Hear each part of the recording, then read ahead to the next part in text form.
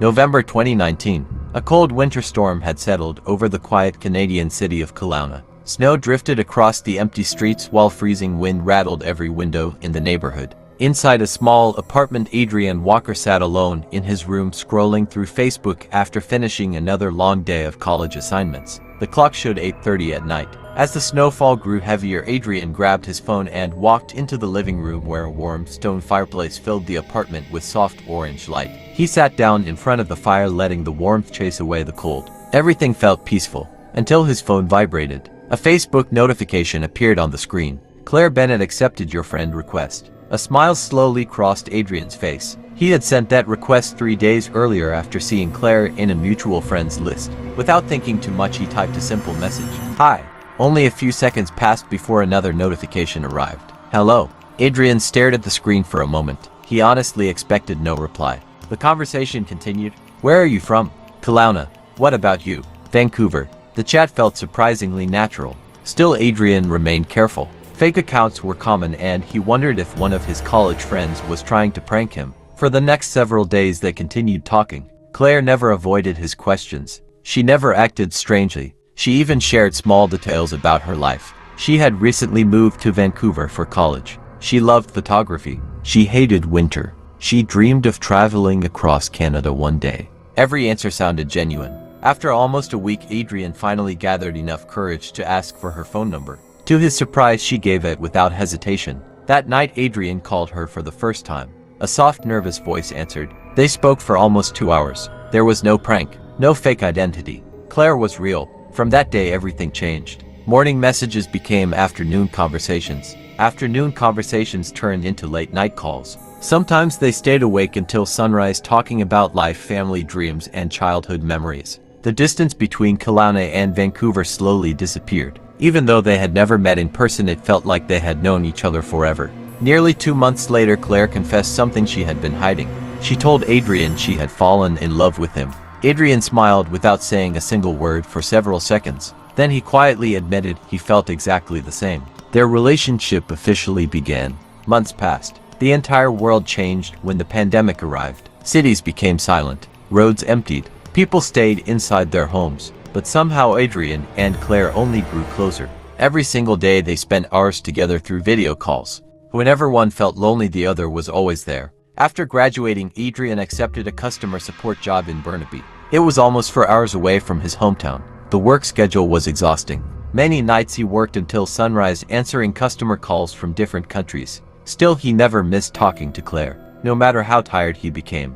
One rainy night, Adrian was working the overnight shift. The office was almost empty. Only the sound of keyboards and ringing phones echoed across the room. Suddenly, his personal phone began vibrating. Claire was calling, not a voice call, a video call. Adrian immediately answered with a smile. "Hey, I will call you back after my shift." But before he could say anything else, he noticed something was terribly wrong. Claire looked pale. Her breathing was fast. Her hands were shaking uncontrollably. Her eyes looked filled with fear. She kept looking behind her, as if someone was standing inside the room. Adrian's smile disappeared. "Claire, what happened? Why do you look so scared?" She stayed silent for several seconds. Then, in a trembling voice, she whispered, "Adrian, there is something I have to tell you, but I know you will never believe me." Adrian leaned closer to his phone. The sounds of the office slowly faded into the background. Nothing mattered except Claire's frightened face. "Tell me everything. I promise I will listen." Claire took a slow breath. Her hands continued shaking. "You have to promise you will not think I am crazy." Adrian nodded immediately. "You have my word." Claire looked toward her bedroom door once again before moving the camera closer to herself. Very slowly, she pulled her hair aside and turned her neck toward the screen. Adrian felt his heart stop. Dark purple finger-shaped bruises covered the side of her neck. They looked fresh, as if someone had wrapped a hand around her throat only minutes earlier. Adrian stood up from his chair. "Who did this to you? Did someone break into your apartment?" Claire slowly shook her head. Nobody was here." "Then who did this?" Claire looked directly into the camera. "Every night something comes into my room. I never see its face. I only feel it. It stands beside my bed. Then I feel hands around my neck. One cannot move. I cannot scream. It feels like someone is trying to drag me away." Adrian tried to stay calm. Maybe it was sleep paralysis. Maybe someone was stalking her. There had to be a logical explanation. Claire continued speaking. "At first I thought I was dreaming. but every morning I wake up with new bruises. Every single night they become worse. Adrian remained silent. He wanted to comfort her, but deep inside something about her voice felt terrifyingly genuine. Claire suddenly grabbed her throat. Her breathing became heavy. Adrian frowned. "Claire, are you okay?" She looked behind herself with wide frightened eyes. Number, he is here again." Adrian felt chills run through his entire body. Claire began gasping for air. Both of her hands grabbed her neck. It looked as though invisible fingers were squeezing her throat tighter every second. "Stop. Please stop. I cannot breathe." Adrian shouted into the phone. "Claire, get outside. Leave the apartment now." But she could not move. Her body remained frozen. Then something happened that Adrian would never forget. While staring at the phone, he watched fresh red fingerprints slowly appear across Claire's neck. They formed one after another, as though invisible hands were pressing directly into her skin. Adrian froze. Nobody else was inside that apartment. He could clearly see the entire room behind her. No shadows, no movement, nothing. Yet the marks continued appearing. Claire screamed louder than before. Tears rolled down her face. "Please help me. Please do something."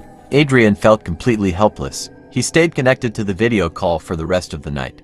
Every 20 or 30 minutes Claire would suddenly stop speaking. Her breathing became difficult. She grabbed her throat. Then after several terrifying minutes everything returned to normal. Until it happened again. Neither of them slept. By sunrise Claire looked completely exhausted. Dark circles surrounded her eyes. Her skin had turned pale. Before ending the call, Adrian made a promise. "I do not care what this is. I will find someone who can help you, no matter what it takes." Claire gave him a weak smile. "I hope you are right, because I do not think this thing is ever going to leave me." The call disconnected. Adrian stared at the blank screen. For the first time in his life, he could not explain what he had just witnessed. And deep inside, a terrifying thought entered his mind. What if Claire was telling the truth all along? Adrian spent the entire day searching for answers. He barely slept after finishing his night shift. Every time he closed his eyes, he remembered the fresh fingerprints appearing on Claire's neck during the video call. Nothing about it made sense. He searched medical websites. He watched videos about sleep disorders. He read articles about hallucinations and stress. But none of them explained how bruises could appear while he was watching it happen live. That evening Claire called him again. She looked even weaker than before. The bruises had become darker. Her voice sounded tired. She admitted she had not slept for more than 2 hours in several days. Every time she drifted off, she felt someone standing beside her bed. Adrian realized they needed help from someone who had dealt with strange cases before. Claire suddenly remembered one of her closest friends. His name was Tyler Brooks. Tyler once told her that his Aunt Evelyn had spent years studying unexplained paranormal cases. Many people claimed she had helped families experiencing strange hauntings. Adrian had no better option. He asked Claire to contact Tyler immediately. Later that night, the three of them joined a video call. A few minutes later, Tyler added his aunt. An older woman appeared on the screen. She introduced herself as Evelyn Brooks. She listened carefully without interrupting. Claire explained everything from the beginning. The Facebook messages, the nightmares, the bruises, the choking, the invisible attacks, even the fingerprints Adrian had witnessed during the video call. Evelyn remained silent for several moments. Then she asked Claire a strange question. "Have you recently visited an abandoned building, an old cemetery, or touched something that did not belong to you?" Claire slowly shook her head. Nothing like that." Evelyn closed her eyes. She whispered something under her breath, almost as if she were praying. The room became completely silent. Then she opened her eyes again. What she said next made everyone stop breathing. "Claire, I do not think this thing found you by accident. I believe someone sent it." Tyler looked confused. "Send it? What do you mean?" Evelyn spoke calmly. "Years ago there was a young man who became dangerously obsessed with a woman he loved. He searched for people who claimed they could control dark forces. He believed they could help him keep that woman forever. When they refused, he made a terrible choice. He ended his own life believing death would give him what life could not. Instead, something much darker claimed him." Adrian listened without saying a word. Evelyn continued, "Whatever became of him never found the woman he wanted. Since then it has searched endlessly for someone else. Someone vulnerable enough to replace her. Someone whose fear gives it strength." Claire felt her hands turning cold. "Are you saying it wants me?" Evelyn nodded slowly. "I believe it does. But there is something strange. Usually these entities stay attached to one place. This one followed you. That means its connection to you has become personal." The call remained silent. No one knew what to say. Finally Adrian broke the silence. "Can you help her?" Evelyn looked directly into the camera. Maybe, but first, we need to find out why it chose Claire. Because until we know that, nothing we do will stop it. At that exact moment, Claire suddenly looked toward the dark hallway behind her apartment. Her face turned completely white. She whispered only for words. "It is standing there again." Adrian immediately sat upright. "Claire, do not look away. Keep the camera pointed toward the hallway." Claire's hands trembled so badly that the phone almost slipped from her grip. The hallway behind her apartment was completely dark. Only a faint light from the kitchen reached the entrance. Adrian stared at the screen without blinking. He could not see anything. Claire continued whispering, "It is there? I know it is there. It is watching me." Evelyn spoke in a calm voice. "Claire, do not panic. Tell me exactly what you feel." Claire swallowed nervously. "The room suddenly feels freezing. I cannot hear the traffic outside anymore. Everything is completely silent." Adrian noticed something strange. Claire's breath was becoming visible, almost as if the temperature inside her apartment had dropped below freezing. But it was impossible. The heating was still running. Evelyn asked another question. "Can you smell anything?" Claire closed her eyes for a moment. "Yes, something old, like wet wood, and smoke."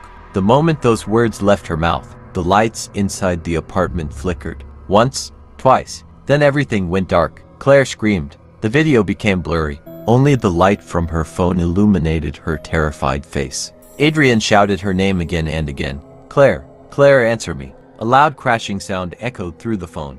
It sounded like furniture being thrown across the room. Then Claire gasped, "It touched me."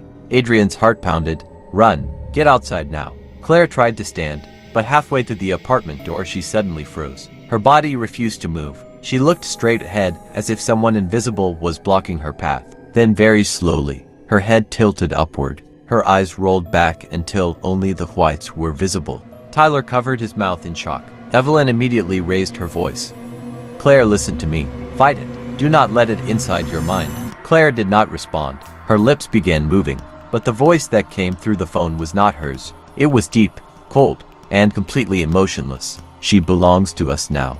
Everyone on the call fell silent. Adrian felt every hair on his body stand up. He knew that was not Claire speaking. The voice continued, "You should have stayed away. Now you will watch her disappear."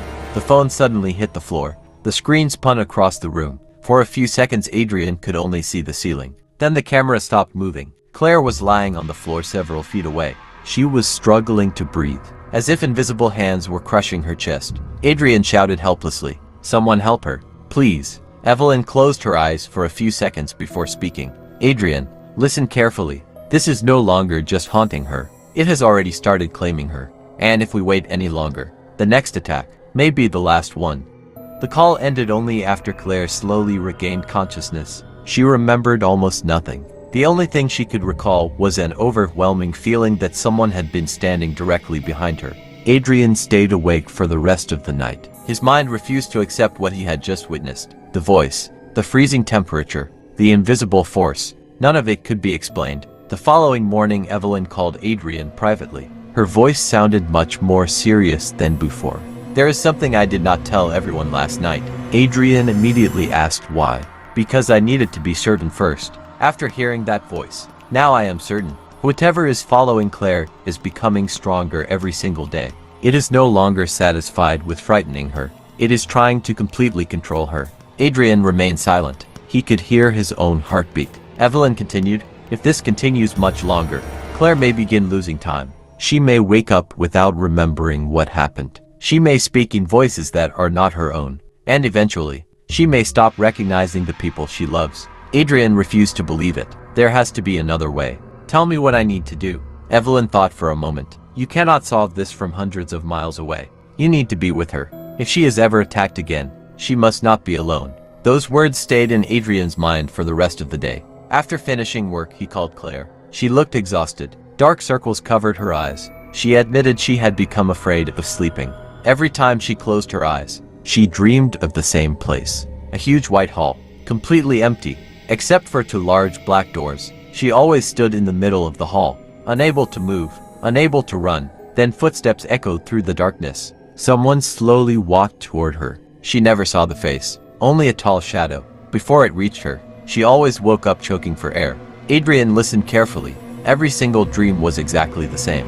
Not once had it changed. That frightened him even more. Dreams were usually random. This one felt like a memory, or a place that actually existed somewhere. That evening, Adrian made a decision. He called his closest friend Mason Carter. Mason had recently moved to Vancouver and was working for a customer support company. After listening to everything, Adrian expected Mason to laugh. Instead, Mason stayed completely quiet. Then he said something unexpected. "Come to Vancouver. Stay with me. If Claire is really in danger, we will face it together." Adrian thanked him immediately. Within the next few days, he requested a transfer to the Vancouver office. To his surprise, the company approved it. Everything seemed to be falling into place. But Adrian had no idea that moving closer to Claire would also bring him closer to the thing that had been watching her all along. Less than 2 weeks later, Adrian arrived in Vancouver with 2 suitcases and a backpack. The cold ocean air felt completely different from the quiet mountains where he had grown up. Mason picked him up outside the station. The two friends hugged before driving toward the apartment they had rented together. For the first time in months, Adrian finally met Claire in person. She smiled the moment she saw him, but the happiness lasted only a few seconds. The bruises around her neck were still there. Even beneath her scarf, Adrian could see faint dark marks. Claire tried to hide them, pretending everything was fine, but Adrian knew better. That evening, the three of them ordered food and spent hours talking. For a little while, it almost felt like a normal life. They laughed, watched movies, shared stories from college. Even Mason admitted he had started believing something strange was happening after watching Claire during the video calls. Around midnight, everyone went to sleep.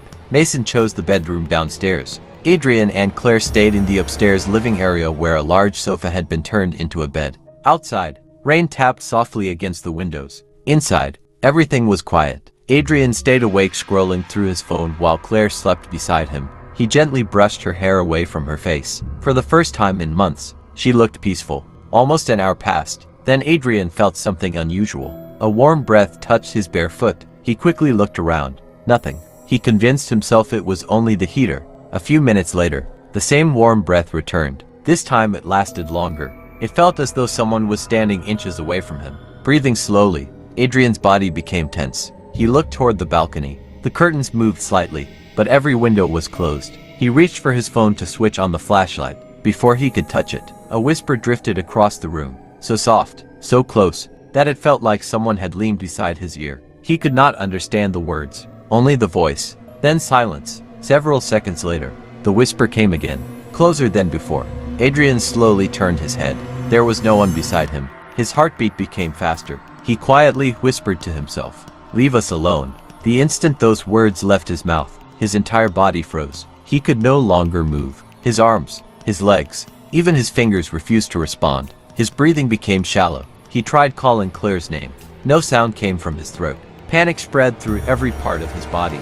Only his eyes could move. He looked toward the window. The streetlight outside cast a pale glow across the curtain. Then something appeared. A shadow. Tall, broad-shouldered, perfectly still. It was standing on the other side of the curtain, watching him. Slowly, the shadow lifted its head and smiled. Adrian could not scream. He could only stare. As the figure took one silent step closer, Adrian's eyes remained locked on the shadow. It did not rush toward him. It did not make a sound. It simply stood there, smiling. The room felt colder with every passing second. His chest grew heavier. It was becoming harder to breathe. He tried moving a single finger.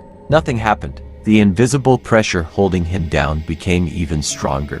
Then the shadow slowly raised one arm. It pointed directly at Claire. Still asleep beside him, Adrian wanted to reach for her. He wanted to wake her before it was too late. But his body remained completely frozen. The shadow took another step. This time it stopped only a few feet away from the sofa. Although the curtain still separated them, Adrian somehow knew there was nothing between him and whatever was standing there. He closed his eyes for a brief moment. Inside his mind he repeated the only thing he could think of. "Please protect us. Please do not let it take her." A sudden rush of air swept through the room. The pressure on his chest disappeared. His fingers twitched, then his arms. Within seconds he could move again. Adrian jumped off the sofa and switched on every light in the room. The curtain hung perfectly still. There was nothing behind it. The balcony door was locked from the inside. Every window was closed. The shadow had vanished. Claire woke up from the sudden light. She looked at Adrian in confusion. "What happened? Why are you shaking?" Adrian told her everything. The warm breath, the whispers, the paralysis, the shadow. Claire listened without interrupting. When he finished speaking, she looked down at the floor, then quietly said, "It warned me about you. Adrian frowned. What do you mean? Whenever it comes, it tells me to stop letting you help me. It says if you stay with me, you will die before I do. The room fell silent. Neither of them spoke for several minutes. The next morning, Adrian told Mason everything. Unlike before, Mason did not question a single word. He had seen enough strange things already. That evening, the three of them decided nobody would sleep alone again. Every light inside the apartment stayed on. They placed chairs against the doors. They kept their phones fully charged, and they promised to wake each other at the first sign that something was wrong. Just after 2 in the morning, Claire suddenly sat upright in bed. Her eyes were still closed. Her breathing became slow. Then she spoke, but it was not her voice. It found you. Now, you belong to it too. The words echoed through the apartment. Nobody moved. Adrian and Mason stared at Claire in complete silence. Her eyes remained closed, yet her lips continued moving. It has waited a very long time. Now there are two. Mason slowly stepped backward. His face had turned pale. Claire suddenly stopped speaking. Her head tilted to one side, then to the other, as though she were listening to someone standing beside her. Adrian carefully approached her. Claire, can you hear me? The moment his hand touched her shoulder, her eyes flew open. They were completely bloodshot. Every vein inside them looked ready to burst. She grabbed Adrian's wrist with unbelievable strength. Her fingers tightened so hard that he cried out in pain. Her voice changed again. You were told to leave. Now you will stay forever. Mason rushed forward and tried pulling Claire away. It was impossible. She was far stronger than either of them. Adrian finally managed to free his hand. Deep red marks remained where her fingers had been. Claire suddenly released a loud scream. Then her entire body became stiff. Her arms locked against her sides. Her legs refused to bend. She looked like a statue.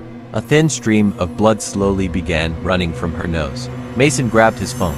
We need an ambulance. Adrian quickly stopped him. Number. By the time they arrive, she will be normal again. They will never believe us. As if proving his words true, Claire's body suddenly relaxed. She collapsed into Adrian's arms. Her breathing became normal again.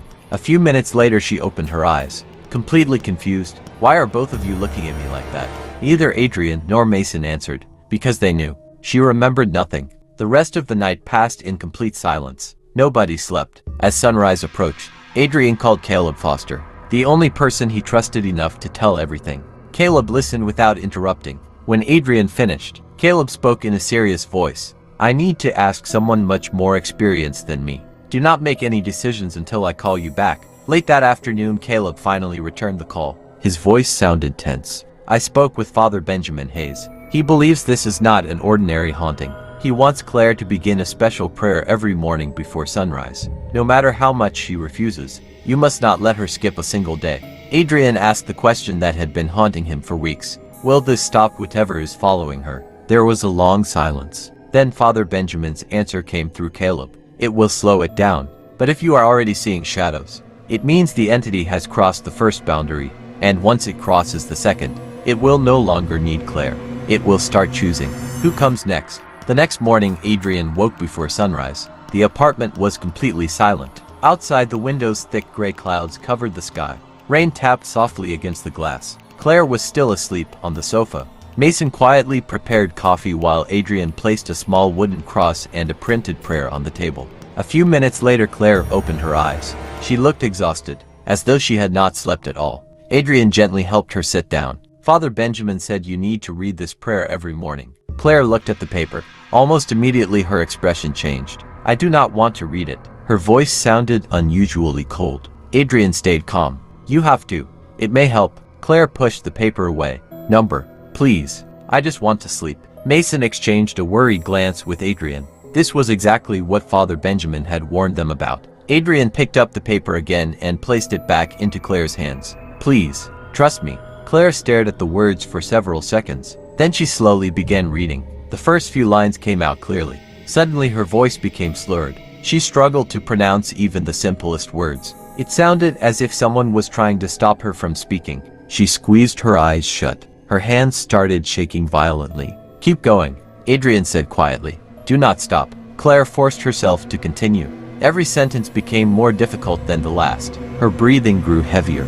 A drop of blood fell from her nose onto the paper. Then another. Mason grabbed a towel, but Adrian shook his head. Let her finish. Claire continued reading despite the pain. The moment she reached the final line, she suddenly gasped for air.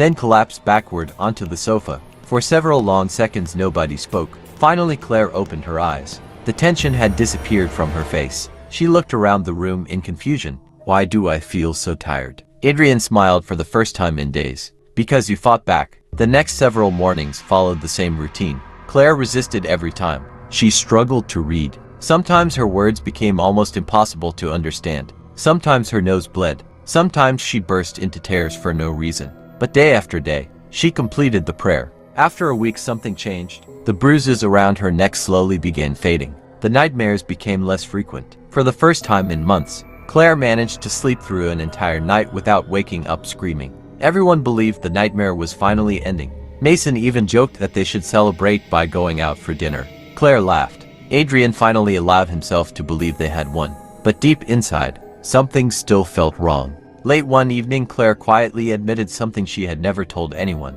Every time the attacks happened, she dreamed of the same place. A massive white hall, perfectly empty, with two enormous black doors standing at the far end. She always stood alone in the center, unable to move, unable to escape. But this time, something had changed. She no longer saw only a shadow. For the first time, she could almost make out the face. It was still blurred, but she knew.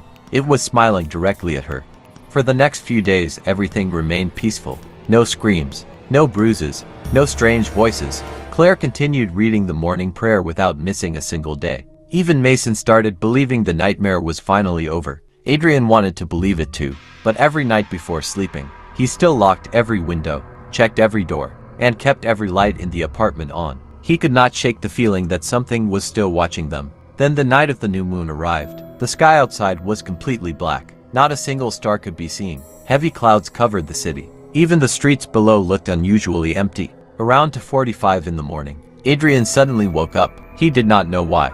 The apartment was completely silent. Silent, he turned toward Claire. She was sitting upright on the sofa. Her eyes were closed. Her lips were moving, but no sound came out. Adrian immediately called Mason. Within seconds, both of them were beside her. Claire did not respond when they spoke. Her breathing became slower. Her body turned ice cold. Then she whispered, "It is waiting for me again." A second later she stopped moving completely. Her head slowly dropped forward. At that exact moment, Claire found herself inside the White Hall once again. Everything looked exactly the same. The bright white floor, the endless walls, the two giant black doors. But this time something was different. In the center of the hall stood a large black circle painted on the floor. Inside that circle stood the shadow, completely still, watching her. For the first time, Claire could see part of its face. It looked like a young man, tall, strong. His features remained blurred, as though someone had erased his identity. Claire slowly walked closer. The shadow never moved. It simply stared at her. Finally she spoke. "Why are you doing this? What do you want from me?" The figure answered in a low voice. "I did not choose you." Claire froze. "What do you mean?" The shadow lowered its head. "I was sent. Now I cannot leave." Claire took another step closer. "If you were sent, then who sent you?" The figure remained silent. Several seconds passed. Then it whispered something that made Claire's blood run cold. "If I tell you, he will destroy me." Claire felt anger replace her fear. "I am never going with you. Do you hear me? Never." The figure slowly lifted its head, then replied, "You still have a choice." "I do not." The moment those words ended, the black circle beneath the figure began cracking. Dark smoke started rising from the floor. The shadow looked terrified. It stepped backward, almost as if something even worse was approaching from behind the doors. Then both black doors slowly began opening. A deafening sound echoed through the hall. Claire woke up screaming. Blood poured from the corner of her mouth. She grabbed Adrian's arm with trembling hands. "He is not the one controlling this. There is someone else. Someone much worse." Nobody slept for the rest of the night. Claire sat quietly on the sofa wrapped in a blanket. Her hands would not stop shaking. Adrian stayed beside her while Mason locked every door and window once again. The apartment felt different. It was no longer filled with fear. It felt as though something was waiting for the right moment. Just before sunrise, Adrian called Caleb again. This time, he told him everything about the White Hall, the black circle, the shadow, and the two giant doors. Caleb remained silent for several seconds. Then he said, "I am coming over." 2 hours later, Caleb arrived at the apartment. He listened carefully while Claire described every detail she remembered. When she finished, he slowly placed a notebook on the table. "There is something that worries me."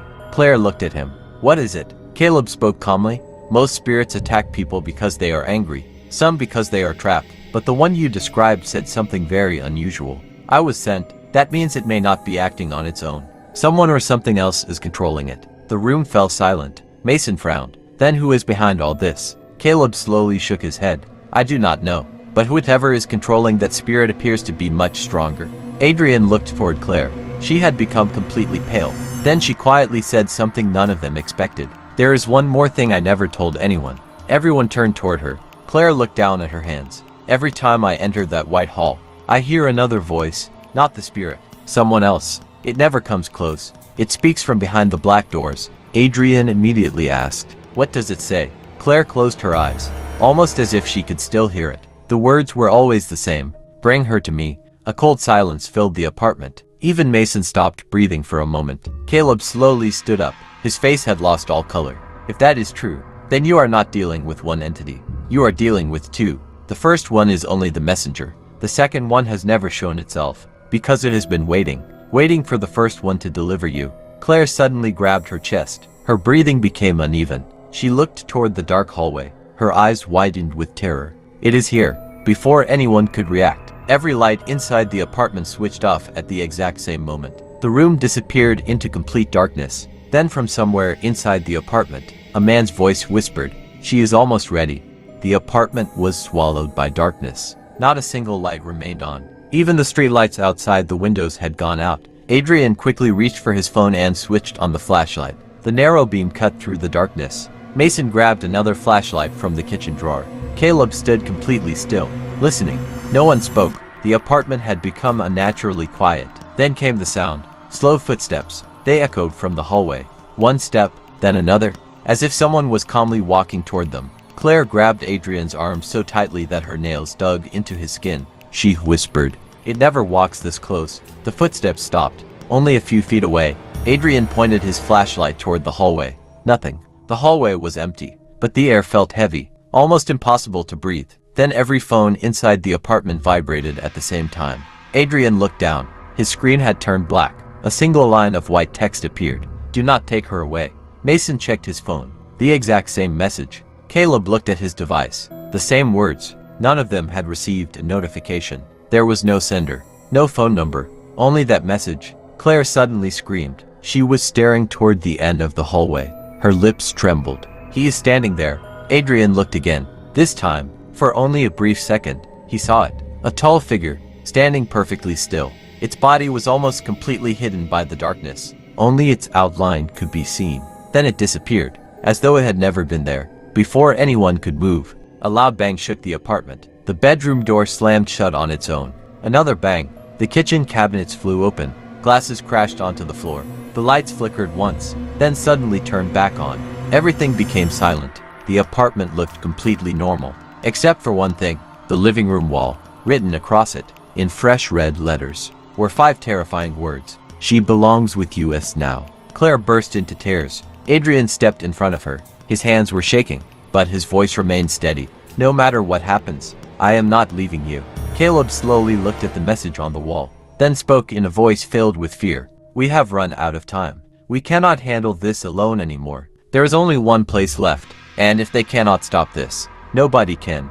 Nobody touched the words on the wall. The bright red message remained exactly where it had appeared. Mason slowly walked closer. He reached out with a cloth and tried wiping one of the letters away. The cloth stayed perfectly clean. The writing did not move. It looked painted into the wall itself. Caleb stared at it for several seconds, then quietly said, "Do not waste your time.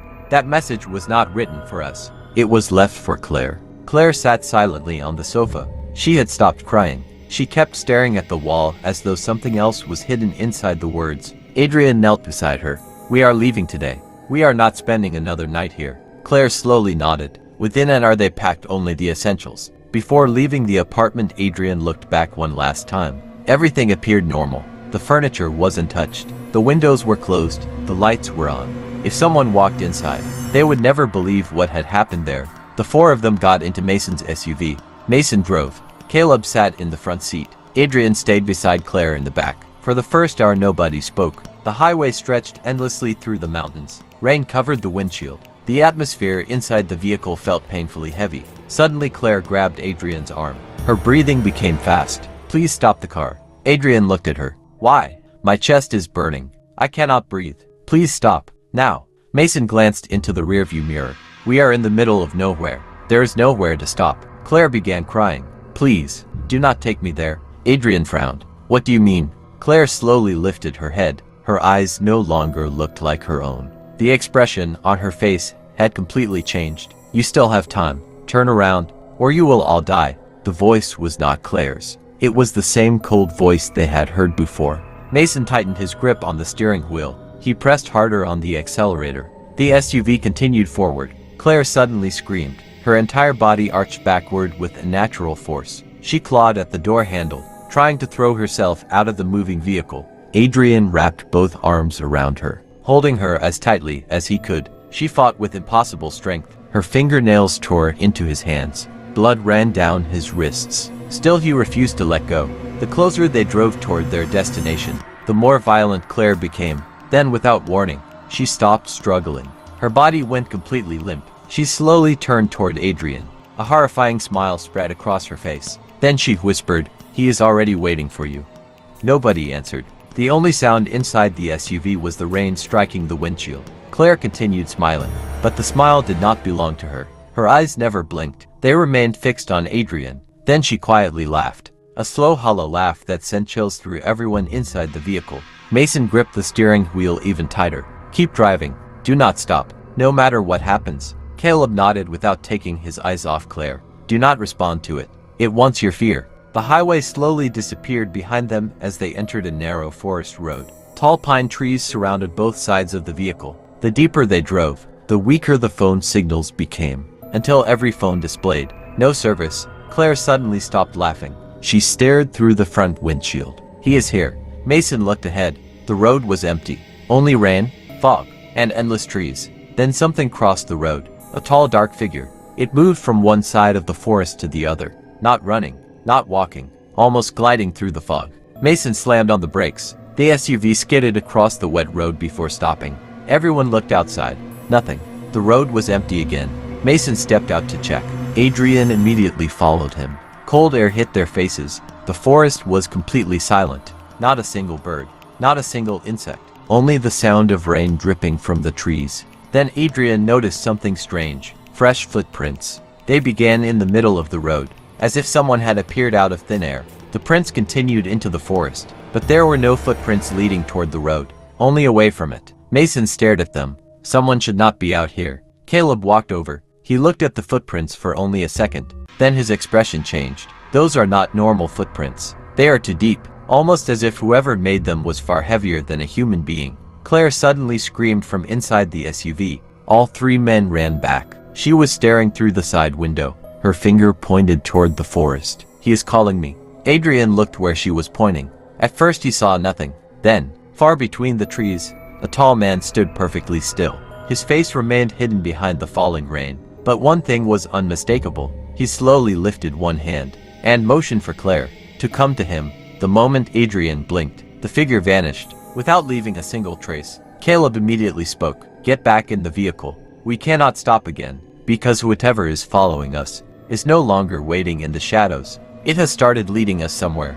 Mason started the SUV again. Nobody looked back at the forest. The rain grew heavier as they continued driving through the mountains. Almost 30 minutes later they reached their destination.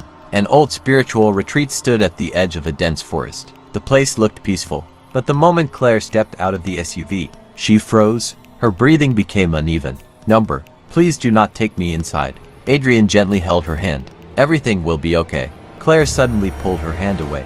Her voice changed once again. If she enters, you will never see her again. Caleb ignored the warning. He helped Adrian and Mason guide Claire toward the entrance. The closer they came, the more violently she resisted. She dug her fingernails into Adrian's arms. She screamed so loudly that birds flew from the nearby trees. Visitors turned to watch. Some stepped away in fear. Others whispered among themselves. As soon as they crossed the entrance, Claire collapsed to her knees. Her body began shaking uncontrollably. She covered her ears. Stop it. Make the voices stop. Adrian looked around. He heard nothing, but Claire continued screaming. They are all talking at once. They keep saying my name. A senior spiritual leader walked toward them. His calm expression disappeared the moment he looked into Claire's eyes. He quietly told everyone nearby to leave the room. Within minutes, only Adrian, Mason, Caleb, Claire, and the old man remained inside. He stood directly in front of Claire. Without saying a word, he closed his eyes. The room became completely silent. Then Claire slowly raised her head. A deep unfamiliar voice spoke through her. "You cannot keep her. She was promised long ago." The old man finally opened his eyes. His voice remained calm. "She belongs to no one. Leave her." Claire let out a deafening scream. The lights inside the room flickered violently. Several candles went out at the same time. A freezing wind rushed through the hall, even though every door was closed. Adrian and Mason struggled to hold Claire still. She fought with unbelievable strength. Then suddenly, she looked directly at Adrian. Tears rolled down her face. For just a second, it was really Claire. She whispered, "Do not let me go." The next moment, her eyes rolled upward again, and the terrifying voice returned. "You are too late. He has already arrived." The room fell completely silent. No one moved. The old spiritual leader slowly turned toward the entrance. His expression changed immediately. He whispered only 3 words. "Close the doors." Mason and Caleb rushed forward. They pushed the heavy wooden doors shut. The moment the doors closed, a powerful bang echoed from the other side. Then another, then another. It sounded as though someone was striking the doors with incredible force. Claire suddenly began laughing. The sound was nothing like her own voice. "He is here. You cannot stop him now." The candles around the room started going out one by one, until only a single flame remained burning. The old man walked toward Claire. He placed one hand on her forehead, then began reciting an ancient prayer. At first nothing happened. Claire continued laughing, but after several moments, her laughter turned into screams. She struggled so violently that Adrian and Mason could barely hold her. Blood slowly trickled from the corner of her mouth. Then something impossible happened. A deep shadow began rising from behind Claire. It stretched across the wall like thick black smoke. Its shape slowly became clearer. A tall man, broad shoulders, head lowered. Exactly the same figure Adrian had seen behind the curtain in Vancouver. The room became freezing cold. Everyone could see the shadow. Not just Claire. Not just Adrian. Everyone. The old man never stopped praying. The shadow suddenly turned toward him. For a brief second, 2 glowing eyes appeared inside the darkness. Then a second voice echoed through the room. Much deeper than the first. Much older. "You cannot take what belongs to me." The old man remained calm. "She was never yours." The shadow let out a terrifying roar. Every window inside the building shattered at the same time. Glass scattered across the floor. The remaining candle went out. Complete darkness filled the room. Adrian could no longer see Claire. He could no longer see Mason. Only the sound of heavy breathing surrounded him. Then, a hand slowly rested on his shoulder. A cold voice whispered beside his ear, "Do not turn around, because I am standing behind you." Adrian did not move. Every instinct told him to turn around, but he remembered the warning, "Do not turn around." The freezing hand remained on his shoulder. Its grip slowly tightened. The room was still covered in darkness. Only the sound of Claire crying echoed through the hall. Then the old spiritual leader shouted, "No matter what you hear, keep your eyes forward." Adrian shut his eyes for a brief moment. He silently prayed. The pressure on his shoulders suddenly disappeared. At that exact second, the emergency lights inside the building flickered on. A faint red glow filled the hall. Everyone looked around. Claire was lying unconscious on the floor. Mason and Caleb stood only a few feet away, but the shadow was gone. The old man pointed toward the center of the room. "Look." A thick cloud of black smoke was slowly rising from Claire's body. It twisted through the air like a living creature. Then it stopped. A human figure slowly formed inside the smoke. For the first time, Adrian clearly saw its face. It was the same young man Claire had seen inside the White Hall. His expression was filled with fear. Not anger. Fear. He looked toward the empty corner of the hall, then suddenly dropped to his knees. "Please, do not take me back. I did everything you asked." The room became silent. No one understood who he was speaking to. Then another voice echoed through the hall. It came from everywhere at once. "You failed. Now you will take her place." The young man's face filled with terror. He screamed, "Number, please, give me one more chance." The black smoke around him exploded outward. Dark hands emerged from the shadows, dozens of them. They wrapped around his arms, his legs, his neck, dragging him backward across the floor. The young man fought desperately. His screams became louder. Then within seconds, both he and the black hands disappeared into complete darkness. Silence returned. The freezing temperature vanished. The heavy feeling inside the hall lifted. Claire slowly opened her eyes. She looked around in confusion. Then she saw Adrian. Without saying a single word, she burst into tears and hugged him tightly. The old spiritual leader smiled for the first time. It is over. She is finally free. But before anyone could celebrate, the old man looked toward Adrian. His smile slowly disappeared. He spoke in a quiet voice. There is only one thing that still worries me. Adrian frowned. What is it? The old man looked directly into his eyes. That thing never spoke to you. It spoke through you. The entire hall became silent once again. Adrian slowly stepped back. He looked at the old spiritual leader in disbelief. What do you mean? The old man walked closer. During every attack, that entity threatened Claire. But the darker presence never focused on her. It was watching you. From the very beginning, Adrian felt a chill run through his body. He remembered the whispers beside his ear, the shadow behind the curtain, the paralysis, the hand resting on his shoulder. None of those moments had happened to Claire. They had happened to him. The old man continued. Claire was only the doorway.